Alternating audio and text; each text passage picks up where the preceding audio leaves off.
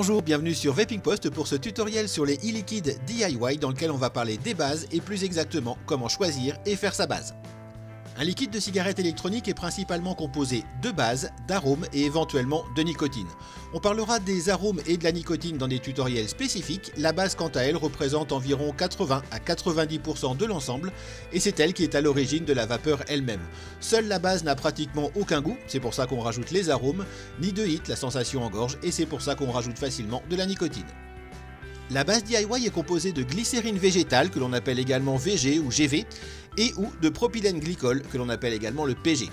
Les deux sont mélangés dans des proportions qui sont variables et il convient donc de choisir la composition qui répondra le mieux à vos attentes. Pour tout savoir sur le propylène glycol, vous pouvez consulter l'article qui lui est consacré sur Vaping Post.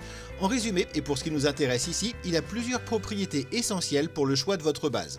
Plus il y a de propylène glycol dans votre base, et plus les arômes seront intenses et définis, moins on utilisera d'arômes en concentration, plus votre base sera fluide, c'est-à-dire liquide, plus vous aurez également de hit, la sensation en gorge, et moins vous aurez de vapeur. Et pour ce qui est de la glycérine végétale, c'est globalement l'inverse. Plus vous aurez de glycérine végétale dans votre base et moins les arômes seront présents, plus on augmentera la concentration d'arômes, plus votre base sera visqueuse, épaisse, plus la vape sera douce, c'est-à-dire qu'elle aura moins de hit, elle sera également plus sucrée, et plus vous aurez de vapeur. Le matériel que vous utilisez peut également vous influencer sur le choix de la proportion PG-VG de votre base. Si vous utilisez un matériel plutôt prévu pour l'inhalation indirecte, la vapeur d'abord dans la bouche puis dans les poumons, vous aurez en général intérêt à privilégier les plus fortes proportions de propylène glycol. A l'inverse, si vous utilisez un matériel plutôt prévu pour l'inhalation directe, la vapeur directement dans les poumons, le flux d'air sera probablement beaucoup plus aérien, les arrivées de liquide seront également plus importantes et vous pourrez plus facilement privilégier les liquides avec plus de glycérine végétale, 70% de glycérine végétale par exemple. Vous pouvez bien entendu réaliser votre base vous-même et on en parlera tout à l'heure, mais la solution la plus simple est bien entendu d'acheter directement la base DIY toute prête. Il en existe avec différentes proportions de PG et de VG, en général du 20-80 au 80-20. Le premier chiffre indique le taux de propylène glycol, le second celui de glycérine végétale.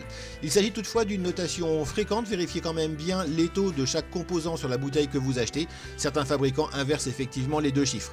On peut également vaper en 100% VG, que l'on soit intolérant au PG ou que l'on souhaite produire de gros nuages. Par contre, la vape en 100% PG est très marginale car facilement irritante et sans production de vapeur satisfaisante.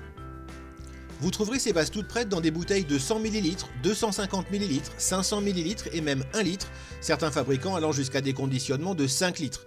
Vous pouvez bien sûr adapter en fonction de vos habitudes de vape et par exemple si vous vapez en général à 40 watts et de temps en temps à 10 watts quand vous voulez faire moins de vapeur, vous pourrez prendre une base en 30-70 en 1 litre et une base en 70-30 en 100 ml. Vous pourrez ainsi faire deux versions de votre liquide préféré, chacune dans un atomiseur adapté que vous utiliserez en fonction du moment. Pour plus de souplesse ou si vous souhaitez un mélange intermédiaire par rapport à ceux proposés en standard, il est possible de faire vous-même votre base en mélangeant du propylène glycol et de la glycérine végétale selon les proportions qui vous intéressent.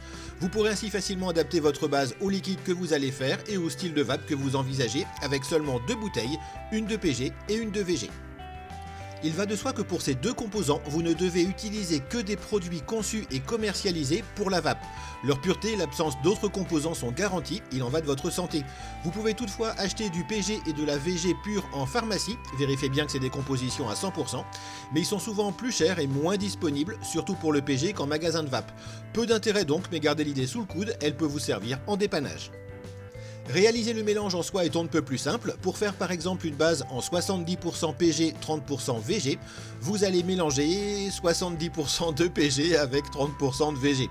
Un doctorat en chimie n'est vraiment pas indispensable, c'est le moins qu'on puisse en dire. Et donc pour faire 100 ml de cette base en 70% PG, 30% VG, vous allez mesurer 70 ml de PG que vous versez dans une bouteille ou un récipient adapté. Vous ajoutez 30 ml de VG et vous mélangez bien et ce sera prêt. Pour le récipient dans lequel vous allez faire le mélange, vous pouvez utiliser du verre ou n'importe quel plastique sous réserve qu'il soit alimentaire, de qualité alimentaire. C'est également valable pour mélanger les arômes et éventuellement la nicotine, n'utilisez que des récipients de qualité alimentaire. Pour faire le dosage, vous pouvez utiliser un verre gradué, il en existe dans à peu près toutes les contenances, ou une seringue. Celle-ci par exemple est achetée en pharmacie et utilisée par les vétérinaires pour faire prendre des médicaments par voie orale au bétail. On est dans le DIY, vous pouvez improviser tant que vous restez dans des produits spécifiques à la vape, à l'alimentaire ou le médical. N'utilisez jamais un produit qui n'a pas une de ces 3 certifications. Vous pouvez faire le mélange dans un récipient à part ou directement dans la bouteille qui servira à le stocker. Cette dernière solution a ma préférence, simplement parce qu'il est très facile de mélanger en secouant la bouteille une fois qu'elle est refermée. Et voilà, vous savez tout sur le choix ou éventuellement la fabrication de votre base pour vos liquides DIY. N'hésitez pas à aller voir les autres vidéos que nous avons réalisées sur le thème du DIY et vous pourrez bien sûr retrouver tous ces tutoriels sur Vaping Post avec l'actualité de la vape, les dossiers et bien entendu les tests de matériel. Toute l'équipe de Vaping Post se joint à moi pour vous remercier d'avoir suivi cette vidéo et vous souhaiter une excellente vape.